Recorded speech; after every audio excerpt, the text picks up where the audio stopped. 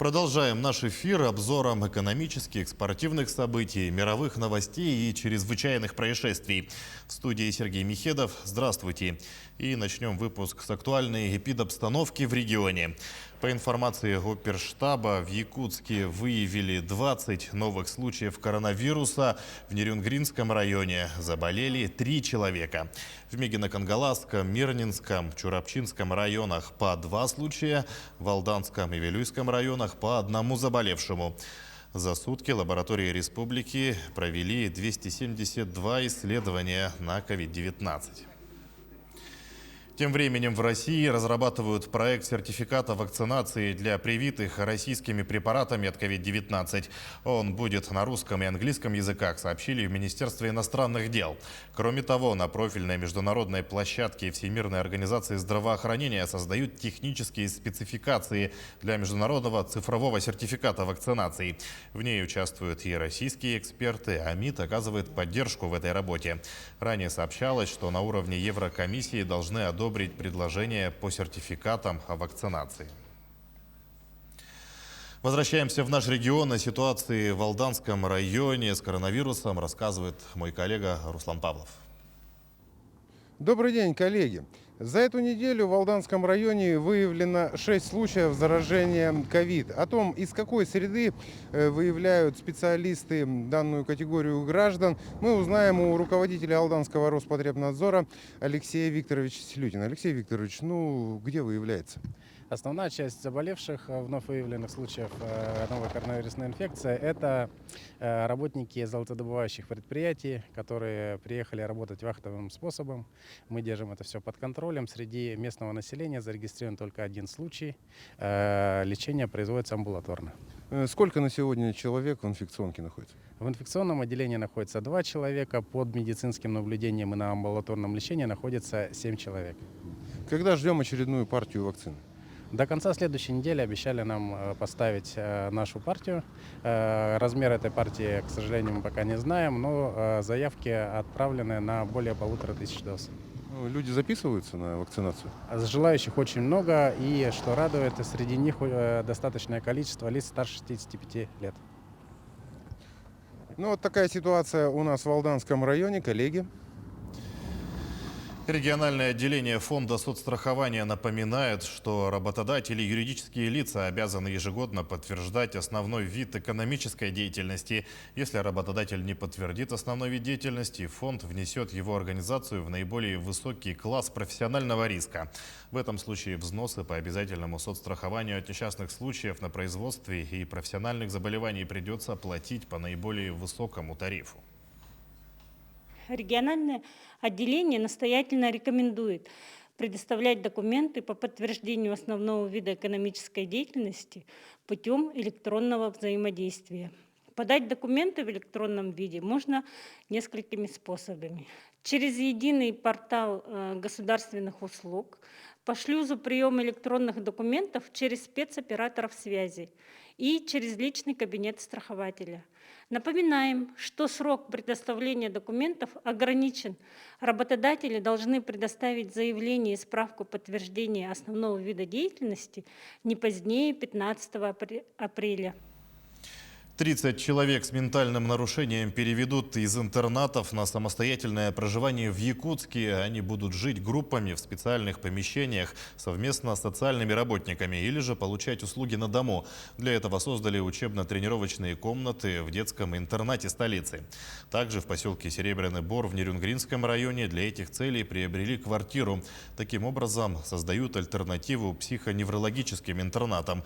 Проект реализуют предварительно до 2024 года на основе соглашения между правительством региона и Госкорпорацией развития web.рф.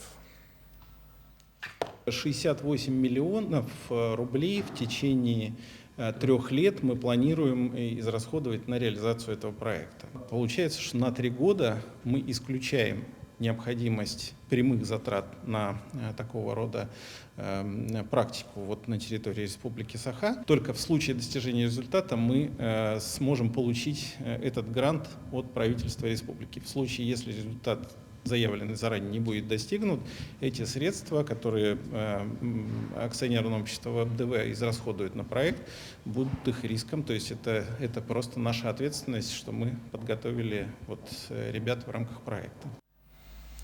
Переходим к новостям экономики и начнем с актуального курса валют на сегодня. По информации Центробанка, 18 марта доллар остановился на отметке 73 рубля и 10 копеек. Евро стоит 86 рублей и 97 копеек. По наиболее выгодной цене американскую валюту сегодня покупает Россельхозбанк за 73 рубля и 32 копейки. А продает Солидбанк за 74 рубля и 9 копеек. Европейскую валюту выгоднее всех покупает и продает сегодня Россельхозбанк. Доллар США покупает за 87 рублей 90 копеек, а продает за 88 рублей и 76 копеек. Далее продолжаем экономическую тему. О новостях экономики нам расскажет Нургуяна Иванова. Она уже здесь находится с нами в студии. Нургуяна, приветствую. Я передаю тебе слово. Сергей, спасибо. Это новости экономики на Якутия-24. В студии работает Нургуяна Иванова. Работа по созданию маршрутной сетки единой дальневосточной авиакомпании завершится в конце марта. Как сообщил глава Минвостокразвития Алексей Чекунков, ключевые маршруты уже определены. Планируемый объем финансирования единой дальневосточной авиакомпании из федерального бюджета в этом году составляет около 3,5 миллиардов рублей. Средства будут выделены авиакомпании «Аврора», авиакомпании «Якутия», полярные авиалинии и другим участникам консорциума для того, чтобы субсидировать внутрирегиональные и межрегиональные перевозки уже в этом году.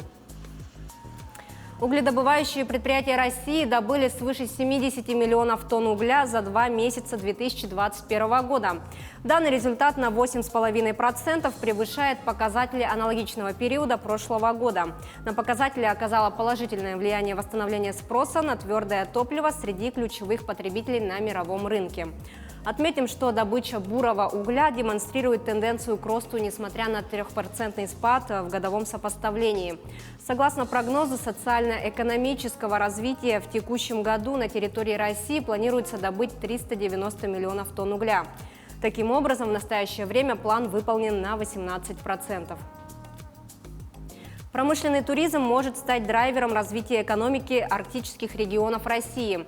По словам экспертов, обширная программа ждет посетителей компании «Сахабулт». Во время посещения единственного завода в России, перерабатывающего оленьи шкуры, туристы узнают об особенностях изготовления традиционной одежды народов Якутии. Потенциал у арктического туризма существует. Это и образовательный, медицинский, экологический и другие. Среди прочих, огромный потенциал имеет и промышленный туризм. В качестве примера можно привести Якутию, где 9 региональных предприятий готовы начать экскурсии на производстве. Среди них ювелирные компании, предприятия по производству национальной посуды и сувениров, национальный концерн «Сахабулт». Компания «Роснефть» получила новые лицензии на добычу углеводородного сырья в Сунтарском и Нюрбинском районах Якутии. Речь идет о Нюрбинском и Гетинском участках. Лицензии на геологическое изучение, разведку и добычу выданы на срок до 2042 года. Компания «Алроса» по итогам прошлого года трудоустроила 1587 человек из числа жителей Якутии. На реализацию программы «Местные кадры в промышленность» компания направила 2 миллиона рублей. Вахтовым методом и на сезонные работы было принято 404 человека. Из сельской местности Якутии трудоустроены 187 человек. В рамках данной программы компания направила на профессиональное обучение, дополнительное образование и стажировку 157 человек. Проводилась комплексная профориентационная работа для привлечения местных кадров. Заключили договоры о целевом обучении с 32 студентами Северо-Восточного федерального университета. Также продолжается совместная деятельность по сопровождению учащихся. Компания «Высочайший» планирует увеличить производство золота до 400 тысяч унций в год к 2025 году, что на 47% превышает показатели прошлого года. Поставленная цель будет достигнута за счет развития действующих активов в Якутии и Иркутской области, а также после запуска проектов Красной и Светловская в Иркутской области. По словам генерального директора организации Владислава Баршинова, компания имеет четкую стратегию развития и создания стоимости для акционеров, что позволит оставаться на траектории устойчивого роста. Российские, в том числе иностранные инвесторы и производители серьезно рассматривают свое участие в создании алданского газового кластера. В рамках действующего проекта планируется организация переработки газа, в том числе производство сжиженного природного газа, нацеленных на внутренний и внешний рынки сбыта. Алданский газовый кластер, обладая логистической и транспортной инфраструктурой, включая железную дорогу, богатыми полезными ископаемыми, имеет прекрасные возможности для организации производства по переработке природного газа. На этом у меня все. Оставайтесь в курсе экономических событий на Якутия-24. Сергей, тебе слово. Нургуяна, спасибо. С экономической ситуацией в стране и мире нас ознакомила Нургуяна Иванова. А мы идем далее. Российские ученые совместно с Институтом мерзлотоведения изучают слои Керна-Батагайки. Это впадина у хребта Черского в Верхоянском районе. Что хотят найти ученые, выясняла Саргалана Неустроева. Для того, чтобы получить образцы керна для исследования, ученым пришлось пробурить 3 скважины в термокарстовой впадине, самая большая из которых насчитывает более 70 метров. Каждый сантиметр такого своеобразного ствола будет свидетельствовать о жизни миллионы лет назад. Они же экспонировались когда-то на поверхности, шли какие-то почвенные процессы, растительности и так далее. Так вот, в этих образцах мы будем определять органические остатки, их состав. А нас интересуют те процессы, которые шли при накоплении этих толщ и зафиксировали вот в этом материале. Одним из самых интересных исследований станет изучение почвы микробиологами. Только вдумайтесь, возможно, именно в этих кернах сохранились древние микроорганизмы. Мерзлота, конечно, представляет большой интерес, потому что, как, наверное, вы знаете, мерзлота является таким большим хранилищем древних, в том числе древних микроорганизмов. В данный момент предсказать, что именно мы найдем, конечно, крайне затруднительно. Мы будем пытаться получить живых бактерий, их размножить и, соответственно, дальше проанализировать. По словам ученых, даже сейчас можно предположить, что отложения кратера Батагайки относятся к эпохе среднего плейстоцена. Точное же датирование проведут уже за рубежом в университете Сассекса в Великобритании и в Институте полярных исследований имени Вегнера в Германии. Однако, когда это случится, точно неизвестно. Вообще предварительные результаты, они уже есть, потому что именно поэтому разрезу уже есть несколько крупных публикаций. Сейчас в условиях всех этих пандемийных ограничений многие лаборатории работают в ограниченном режиме. То, что мы планировали анализировать за рубежом, мы сейчас тоже не можем делать, потому что мы и специалистов пригласить не можем, и сами отправить туда и образцы, и сами туда поехать тоже не можем. Проект изучения кернов Батагайки во многом имеет и экологическое значение. Так ученые смогут выявить влияние климата на многолетнюю мерзлоту. В условиях современного влияния деятельности человека на климат это особенно важно. Саргалана Неустроева, Семен Семенов, Якутск. Бизнес возобновил продажу туров по России, за которые государство будет возвращать путешественникам 20% от стоимости поездки.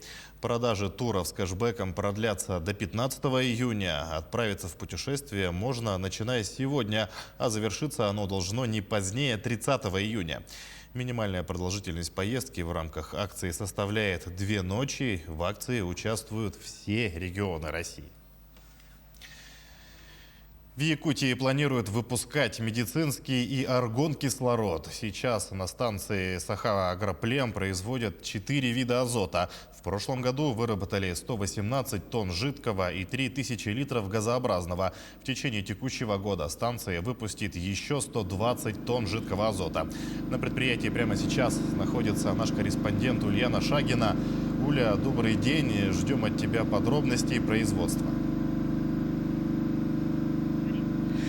Добрый день. Мы сегодня находимся в азотно-кислородной станции. Именно здесь с 90-х годов предприятие Саха Агроплем производит для нужд Сахаплем объединения жидкий азот. Раньше жидкий азот производили только чисто для нужд Сахаплем объединения, но сейчас в этом году они получили разрешение и уже собираются производить азот, 4 разных вида азота. Ну, давайте попробуем зайти сюда. Здесь очень шумно, поэтому я вам очень коротко расскажу. Здесь стоят 3 таких больших станции. Именно они закачивают кислород из воздуха. Далее уже весь этот воздух проходит вот через все эти аппараты и уже проходит вот в этот блок. Давайте туда зайдем, потому что там менее шумно. Здесь уже другая комната, называется она комната для того, чтобы уже разделить этот самый азот. Ну, рядом со мной сейчас находится руководитель предприятия. Алексей, добрый день. Здравствуйте, добрый день. Вот расскажите, пожалуйста, какой азот вы производите? Ну, на сегодняшний день наше предприятие выпускает 4 вида продукции. Это азот жидкий, азот газообразный, кислород газообразный и кислород жидкий. И, они пользуются во всех отраслях в сфере народного хозяйства. Во-первых, они пользуются авиацией для прокачки стойки шасси. Также промышленность пользуется, в сфере ЖКХ пользуется. Пользуются в сфере здравоохранения. В основном у нас по государственному заданию, которые дают нам Министерство сельского хозяйства, это производство жидкого азота, который мы храним и транспортируем биоматериалы для нужд сельского хозяйства. А также с этого года мы уже начнем работать не только во благо сельского хозяйства для развития, но и народного хозяйства в целом по республике. С этого года вы собираетесь еще плюс закупать, да, новое оборудование? Да. С этого года при поддержке Министерства сельского хозяйства и при поддержке правительства Республики Саха-Якутия мы будем закупать новые компрессора, также будем выкупать новое оборудование. Торги все состоялись, закончились. И мы с июня месяца будем еще дополнительно производить аргон газообразный, который на сегодняшний день в республике нигде не производят. Заводят с Амурской области, из Хабаровского края. Их цена колеблется от вида сортов от 7,5 тысяч рублей до 11,5 тысяч рублей. Но если мы будем производить на территории республики, соответственно, у нас цена где-то будет в районе 5,5 тысяч или 6 тысяч рублей. А для чего используется аргон? Аргон газообразный, он пользуется именно для сварки таких металлов, например, пищевых металлов и алюминиевых, нержавеющих. Также в основном в автосервисах, которые, я думаю, они удешевят это производство и доступно будут нашим гражданам республики. Давайте пройдем. Здесь более-менее, как я уже сказала, тихая комната. Это компрессоры поглощения. Их 2, и в час они поглощают 480 кубометров воздуха. А из него уже получается 50-70 литров в час жидкого азота в сутки.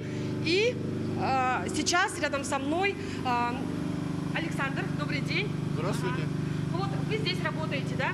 Очень шумно. Насколько сложно здесь работать? Сложности есть в любой работе, поэтому стараемся. Расскажите, пожалуйста, что делают эти машины? Компрессорная установка подает воздух. По трубе воздух приходит в адсорбера за моей спиной.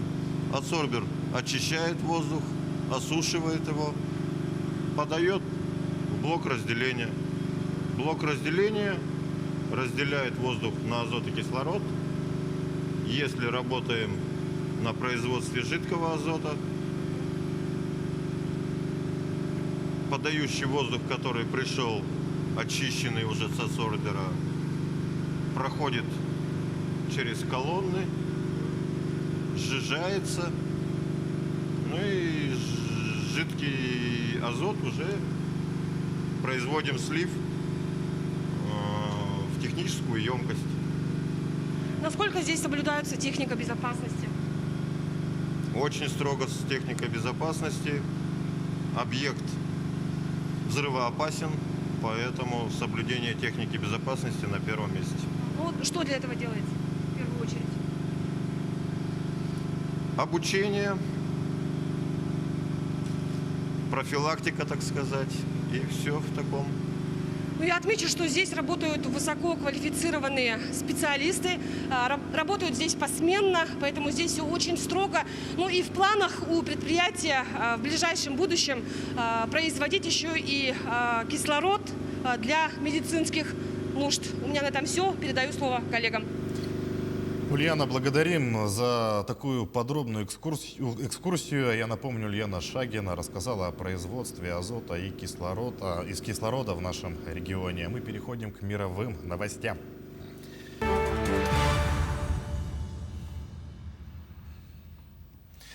Первый этап строительства новой административной столицы Египта завершен на 60%, говорят авторы проекта. По их словам, госслужащих начнут переводить сюда уже этим летом. О целой улице министерств и ведомств недалеко от Каира расскажет Артем Сторонов.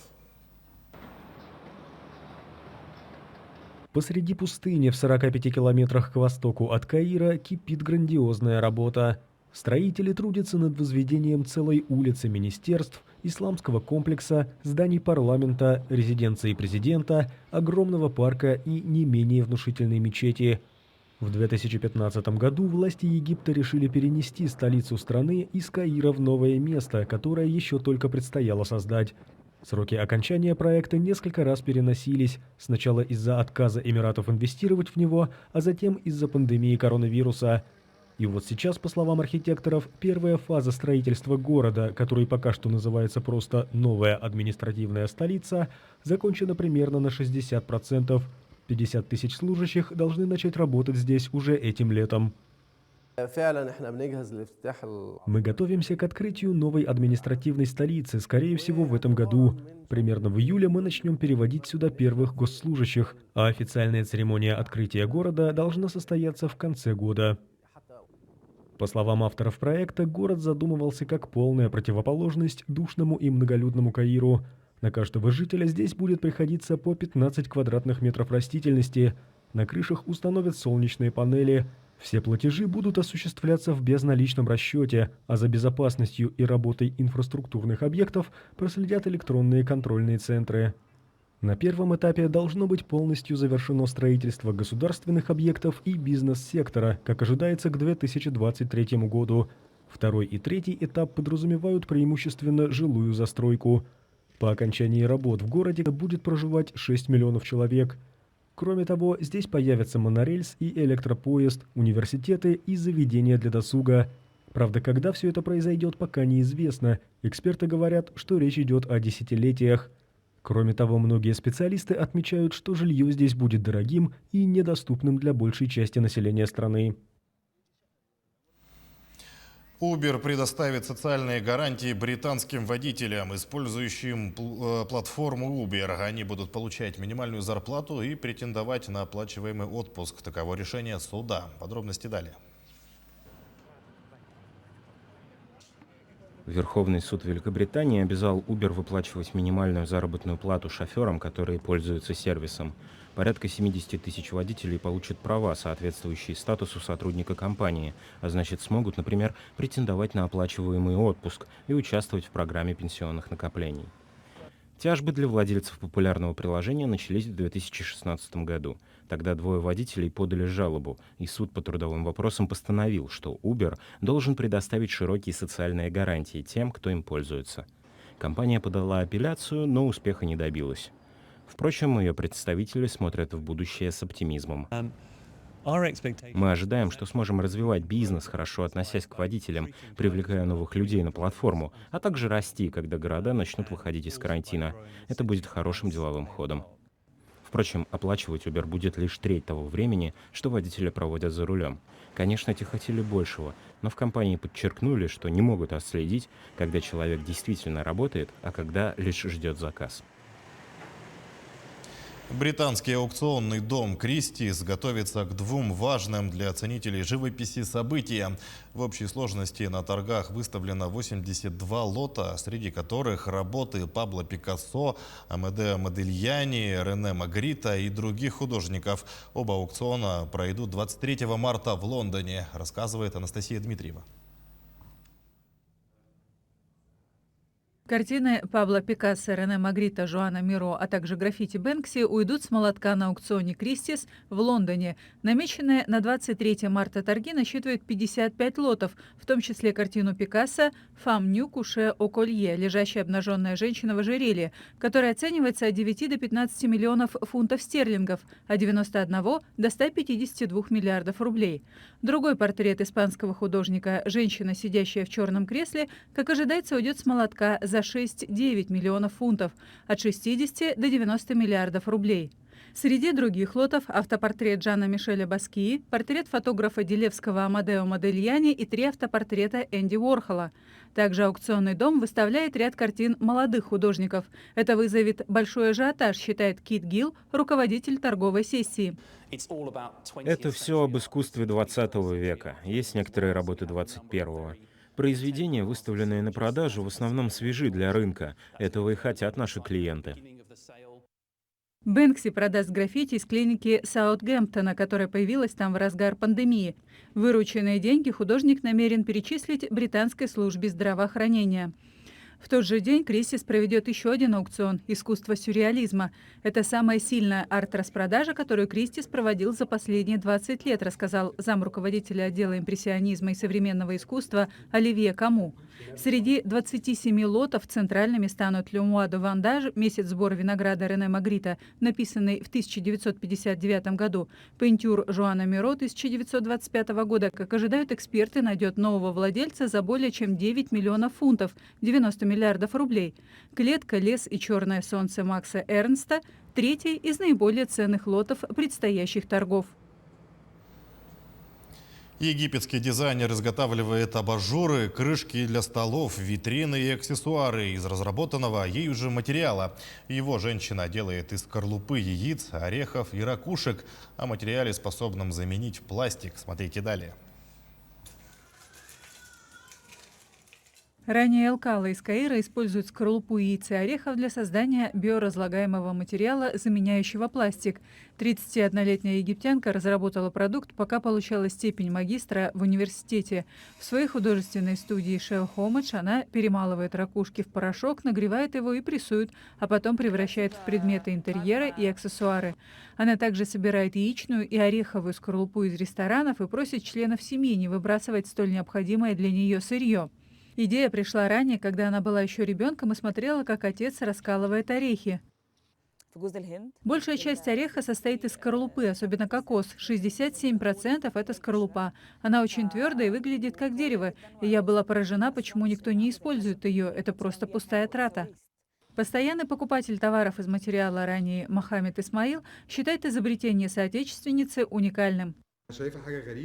Материал органический и делается из растений, поэтому возвращается к своим истокам и разлагается. Это главное преимущество. Дизайнер Рим Хамед сделала аксессуары из новой разработки фирменным знаком. Она пришивает к своим нарядам пуговицы всевозможных форм и цветов, а образы дополняет серьгами, брошами и кольцами из того же органического материала. Никто не верит, что это сделано из скорлупы яиц и орехов. Все удивлены. Я думаю, что это гениально, и за этим будущее. Проект ранее Shell Homage получил итальянскую премию A Design Awards and Competition в 2017 году.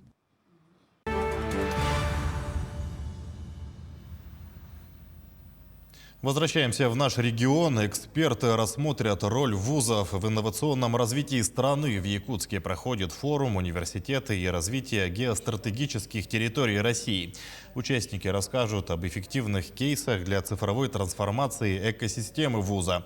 Организаторы уверены, университет в современных реалиях ориентируется не только на создание знаний, но и на их практическое применение.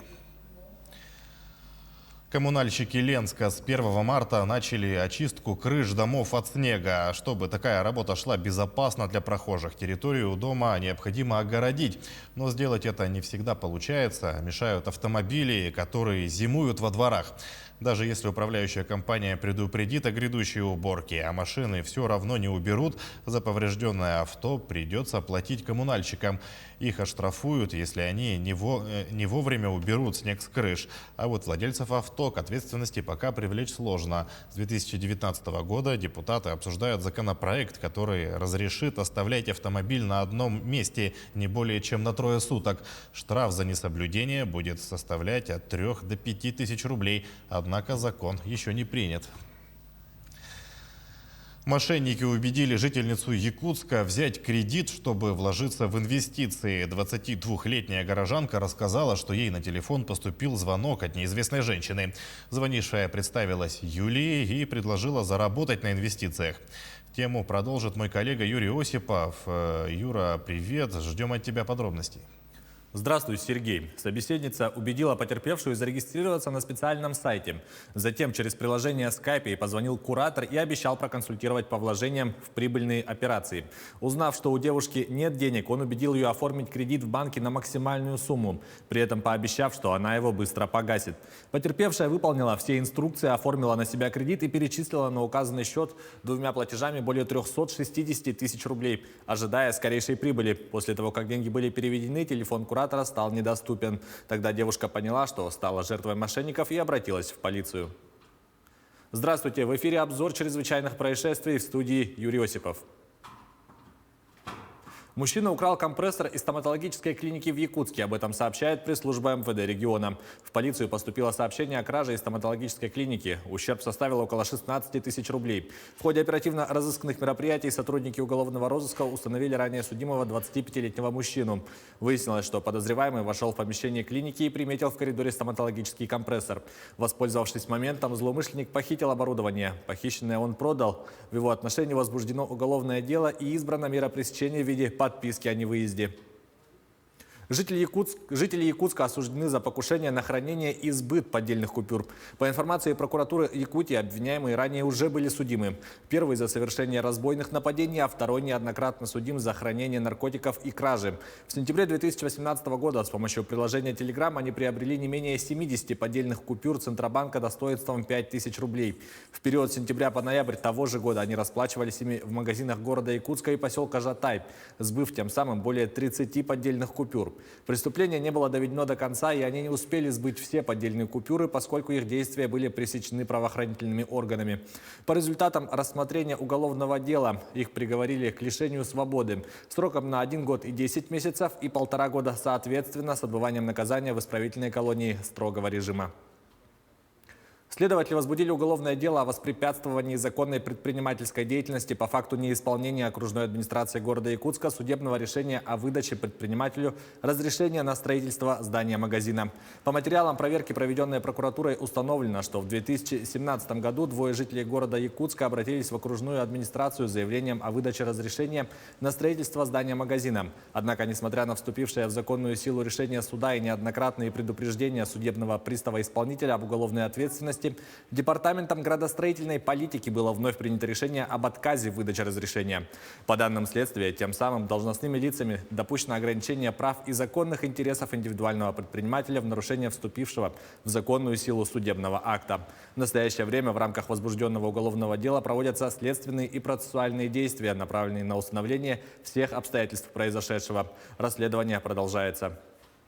В Республике Татарстан возбуждено уголовное дело по факту уничтожения памятнику воину-освободителю. В городе Заинске неустановленные злоумышленники подожгли памятник, который был полностью уничтожен огнем. Следователи возбудили уголовное дело по статье уничтожения либо повреждения воинских захоронений, а также памятников, стел, обелисков, других мемориальных сооружений или объектов, увековечивающих память погибших при защите Отечества или его интересов, либо посвященных Дням воинской славы России. По предварительным данным, 4 несовершеннолетних, 3 девочки и мальчик, жгли на вечном огне еловые ветви, а затем подожгли находившийся рядом венок, после чего огонь перекинулся на памятник воину-освободителю и уничтожил его. Проводятся следственные действия, направленные на установление всех обстоятельств, а также личностей, причастных к совершению преступления. А также в рамках расследования возбуждения уголовного дела будет дана правовая оценка действиям должностных лиц, допустивших установку на бульваре Победы памятника, выполненного из горючих материалов. По уголовному делу о массовом отравлении школьников в Красноярске задержан директор местного предприятия «Респект». В начале марта в 2 районах Красноярска отравили 70 детей возрастом от 7 до 14 лет. Позднее их число превысило 100. Причиной отравления следователи называли овощные салаты в школьных столовых. Отравившимся поставили диагноз псевдотуберкулез, инфекционное заболевание, сопровождаемое интоксикацией, лихорадкой, а также поражением желудочно-кишечного тракта и кожи. Из-за отравления мэр Красноярска уволил 2 чиновников, которые курировали вопросы школьного питания. Роспотребнадзор закрыл несколько предприятий, которые поставляли овощи. Ранее директор компании «Респект» была объявлена в розыск. После многочисленных публикаций в СМИ о ее розыске женщина через своих адвокатов связалась со следователем и пришла на допрос, в ходе которого ей было предъявлено обвинение и принято решение о ее задержании. Следствие вышло в суд с ходатайством об избрании в отношении обвиняемой меры пресечения в виде заключения под стражу. Также следствие предъявило обвинение председателю сельскохозяйственного производственного кооператива «Аленушка», в овощехранилищах которого в ходе эпидемиологического расследования, проводимого Роспотребнадзором, обнаружены возбудители заболевания иерсиниоз. Следствие назвало цех «Респекта», который занимался переработкой и упаковкой овощей для столовых, а также складские помещения сельскохозяйственного производственного кооператива «Аленушка» источниками распространения возбудителя инфекции, которое привело к отравлению школьников. Это был обзор чрезвычайных происшествий. Берегите себя и до встречи в эфире. Сергей, к этому часу у меня вся информация о происшествиях в республике и за ее пределами. Передаю слово тебе. Юра, спасибо. Мы продолжаем наш выпуск. И далее в рубрике «События и даты» узнаем, чем запомнился в истории этот день, 18 марта.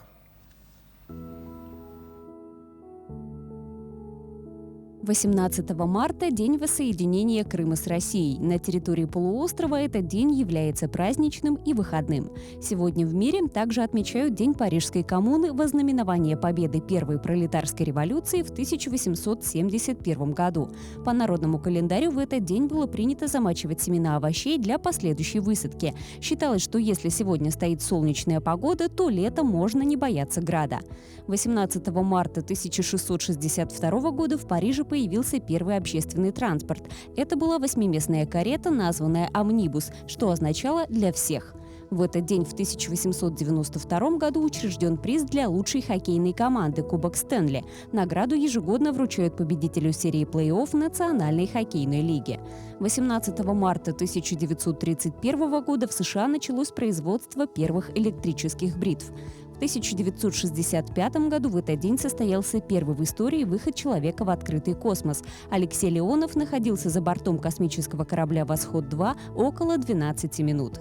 18 марта 1999 года начала работу блок-платформа «Живой журнал» или попросту ЖЖ. В 1844 году в этот день родился Николай Римский-Корсаков, русский композитор, педагог, дирижер, общественный деятель.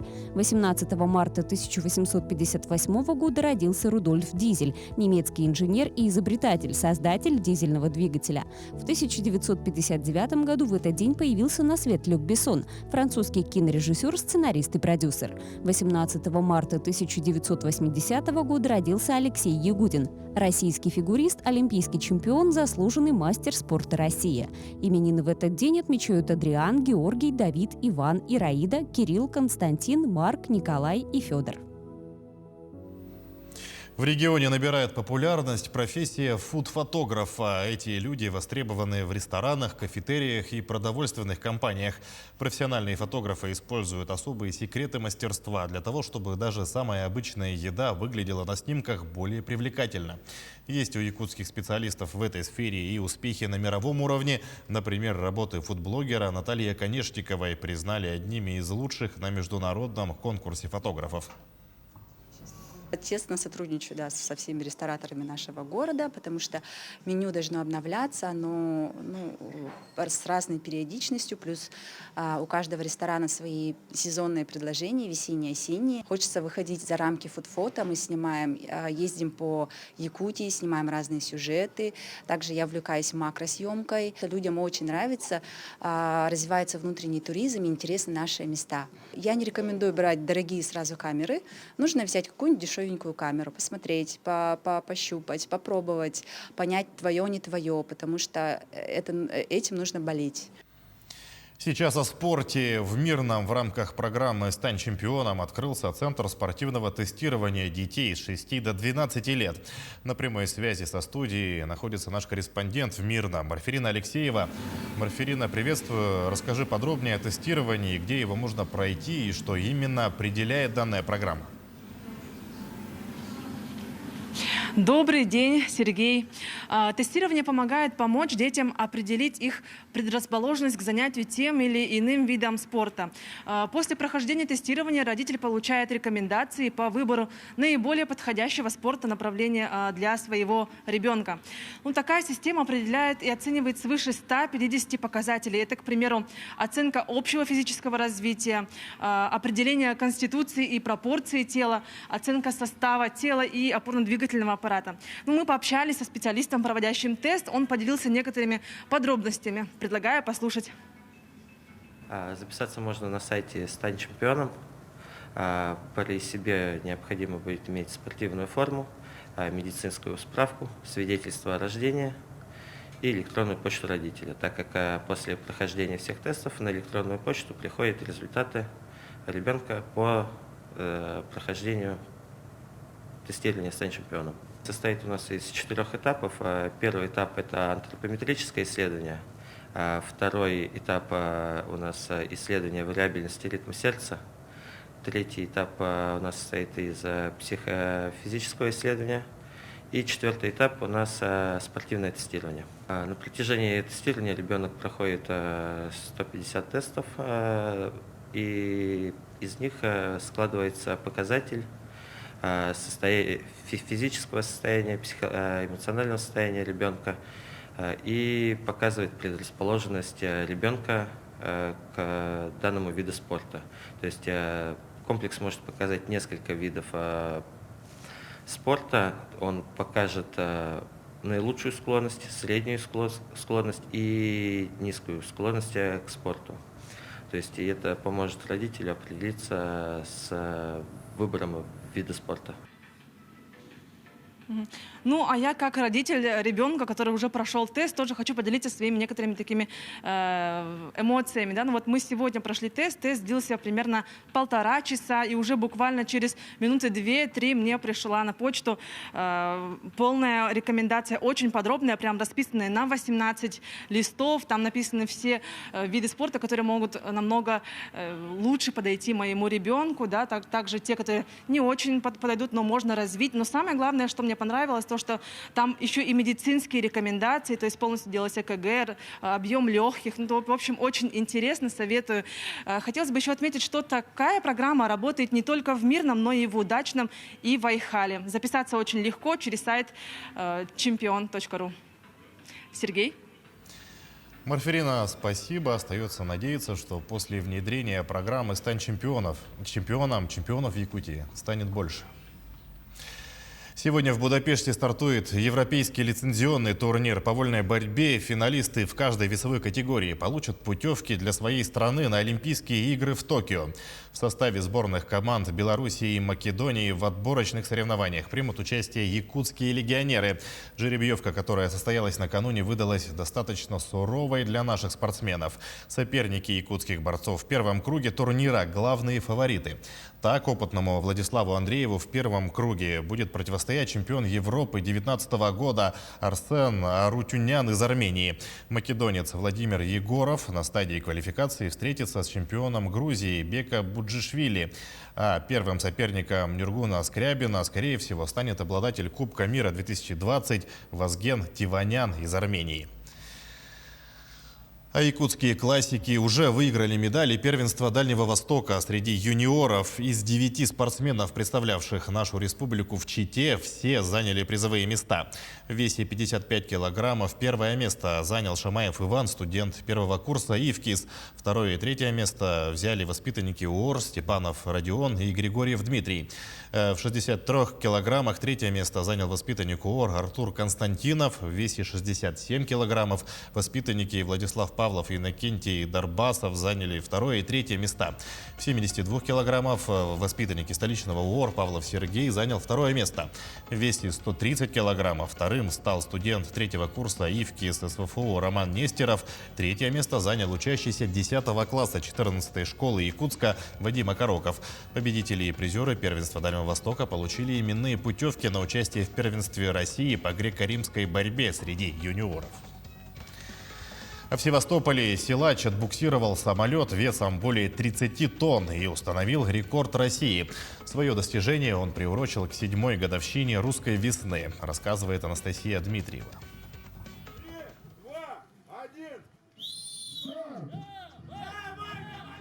Крымский пауэрлифтер Джамшит Исматилаев во вторник установил рекорд России по буксированию самолета-амфибии Б-12 весом 31,5 тонну. Это произошло на военной базе Кача под Севастополем. Исматилаев получил серьезные травмы во время первой попытки ранее в тот же день, когда ему удалось оттащить исполинскую машину, привязанную к его поясу, на 31 сантиметр, рассказал организатор Андрей Широков. Он сделал это с 4-й попытки, с разорванным, может быть, ахиллесом, поврежденными сухожилиями, оторванной икроножной. Мы это узнаем уже чуть позже. Это какой-то потрясающий парень. Это сердце вот такое вот, пусть и не огромное, как кулак, да, но оно как камень. Исматилаев в конечном итоге сдвинул самолет на 1 метр и 12 сантиметров за 40 секунд.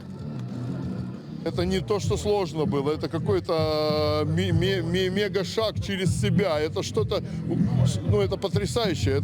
Это погода, это ветер, это дождь, это такая машина, амфибия. Почему сложность? Весь вес у нее впереди. Как вы знаете, самолет-амфибия от воды отрывается, наклонив чуть-чуть вперед корпус. Из-за этого сложность его перетяжки.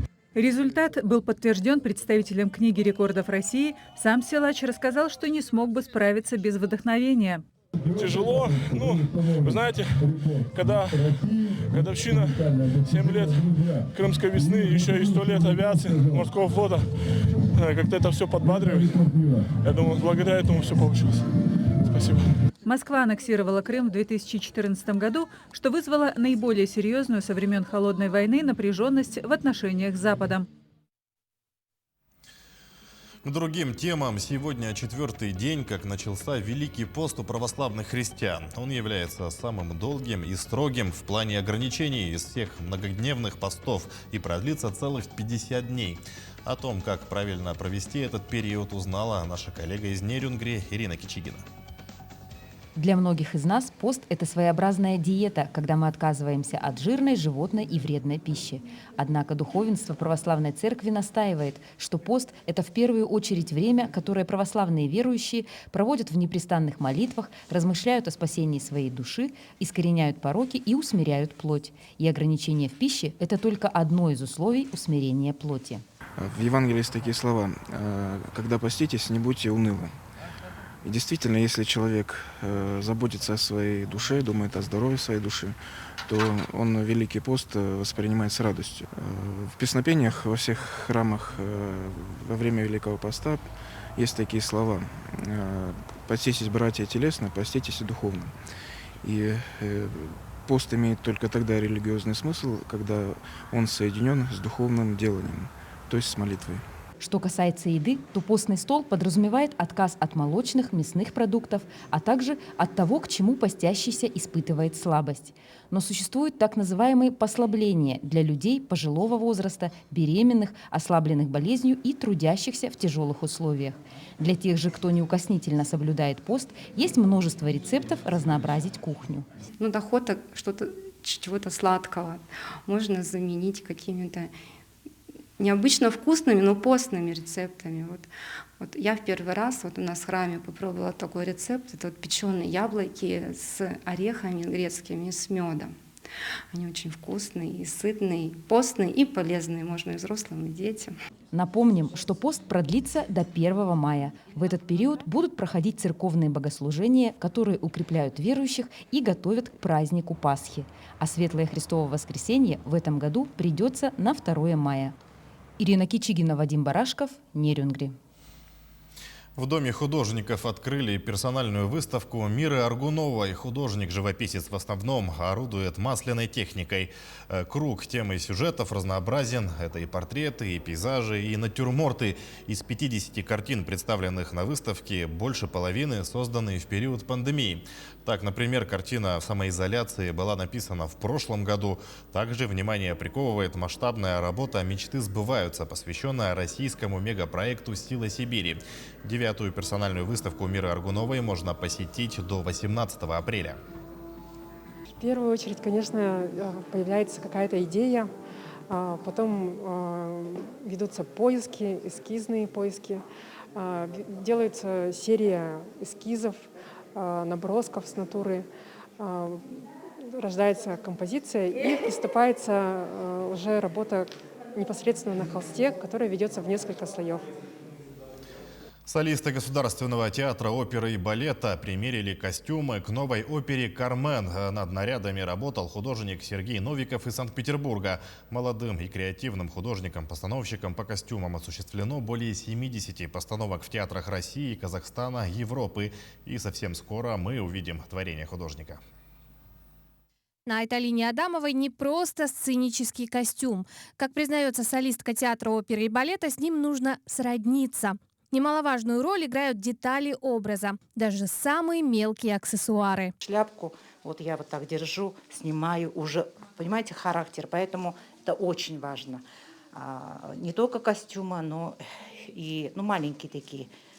Даже украшения могут тоже большую какую-то, хоть маленькую изюминку, но уже поменяют какой-то характер, подача роли тоже совсем меняется. Конечно, это вот тут кринолин, тут две юбки, корсет, это тем более артисты, у нас же диафрагма, мы же ее поем, поэтому тоже мы должны к корсету привыкать, это жест, да. Если тут будут зажимать, у меня рука дальше не пойдет. Поэтому это заранее, когда шьют, и мы должны заранее уже походить по сцене, сродниться, можно сказать, уже с костюмом. Художником-постановщиком оперы «Кармен» выступил Сергей Новиков. По его эскизам пошивочные цеха театра провели масштабную работу. А для заключительного этапа работы над костюмами актеров в данное время в Якутске пребывает ассистент Сергея Новикова. Да, я очень довольна. У нас попалась очень профессиональная команда мастеров в вашем театре, потому что это очень хорошая посадка костюмов, идеальный крой. Они слышат меня с первого раза. И у нас не было, наверное, никаких проблем во время пошива. Все как по маслу. Очень доброжелательные люди, во всем помогали, словом, делом. Я очень благодарна вашему театру и за опыт работы, и за новые знакомства, и за какие-то техники, какие-то такие фишечки, которые я узнала при работе с вашими мастерами. Исполнителя роли Эскамилью Александра Емельянова вместо классического болеро зрители увидят с вышитыми национальными узорами. У Эскамилью костюмы всегда красивые, такие, всегда шикарные. Я исполнял Эскамилью в начале своего пути, в начале своей работы. Я исполнял ее в 2007 в Ростове-на-Дону, Ростовский музыкальный театр государственный. Постановка была очень такая грандиозная. Там даже использовали животных, лошадей и так далее. Спектакль в Якутске задуман как постановка в неклассическом прочтении. История, которую раскроет перед нами режиссер-постановщик Николай Маркелов, это история о театре и вокруг театра, об актерах, которые живут в театральном мире. Любимую миллионами потрясающую «Кармен» якутский зритель сможет увидеть и услышать уже 27 марта на сцене Театра оперы и балета. Власти Якутии планируют запустить в начале следующего года креативный кластер «Квартал труда». Он объединит кинематографистов и дизайнеров. Ожидается, что проект станет центром развития креативной экономики. Комплексом, который сформирует человеческий капитал, говорится в сообщении Мининноваций региона. Кроме кинематографистов, в него войдут архитекторы, дизайнеры, ювелиры и другие представители креативных отраслей.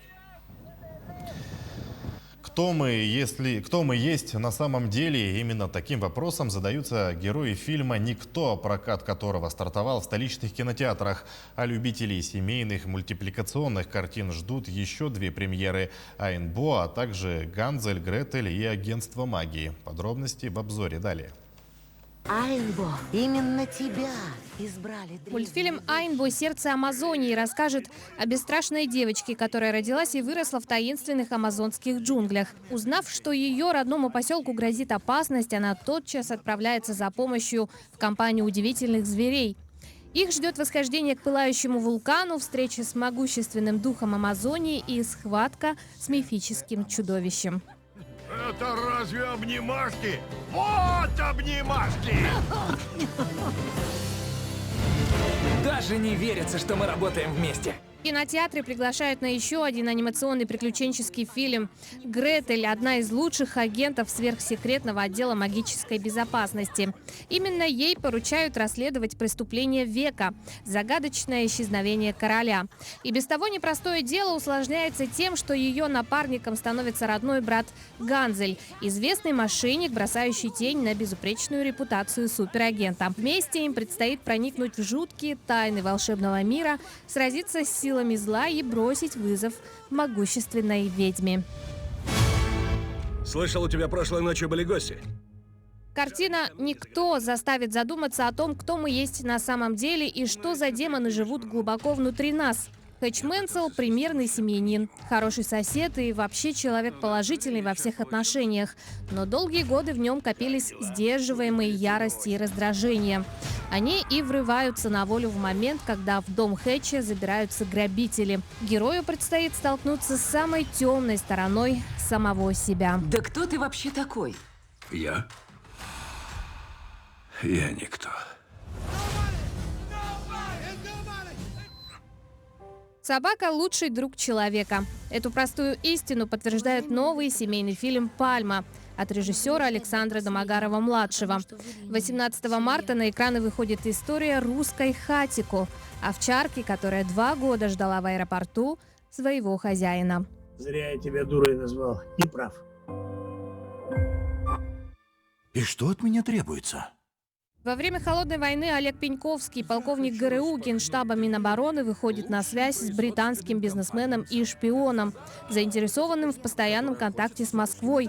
Разведчики договариваются о сотрудничестве, не представляя, чем оно закончится для каждого. Там странные звуки, словно животные. Группа молодых геологов, исследующих отдаленные от цивилизации места, находит городок в горах Апалачи, который был заброшен в прошлом веке при загадочных обстоятельствах. Думая, что они нашли свою подземную Атлантиду, друзья пробуждают нечто древнее и жуткое. Научная экспедиция превращается в борьбу за выживание вместе, которую прозвали «Хребтом дьявола». И в завершении выпуска коротко о погоде в крупных городах Якутии. В Алдане сегодня днем переменная облачность, минус 11 градусов, ветер с порывами до 7 метров в секунду. К вечеру потеплеет до минус 7, а ночью снова похолодает до минус 17 градусов по Цельсию. В Ленске временами идет снег, стало холоднее, днем минус 14 градусов. Сохраняется ветер с порывами до 8 метров в секунду, ночью немного потеплеет до минус 10. В алмазной столице также наблюдается снегопад, резко похолодало до минус 17 градусов по Цельсию, ветер до 4 метров в секунду. К вечеру в Мирном потеплеет до 5 градусов со знаком минус. В Нерюнгре сегодня минус 13, сохраняются порывы ветра до 6 метров в секунду. Переменная облачность, вечером станет теплее до минус 7, а ночью перепад температур до минус 21 градуса. И о погоде в столице, в Якутске, тоже похолодало, минус 16 градусов. Вечером станет теплее до минус 12, а ночью снова похолодает до минус 30. Ветер до 5 метров в секунду, влажность 54%, давление 759 миллиметров ртутного столба. Наши корреспонденты продолжают следить за развитием событий. Спасибо за внимание. Берегите себя, носите маски, не забывайте соблюдать безопасную дистанцию и оставайтесь с нами.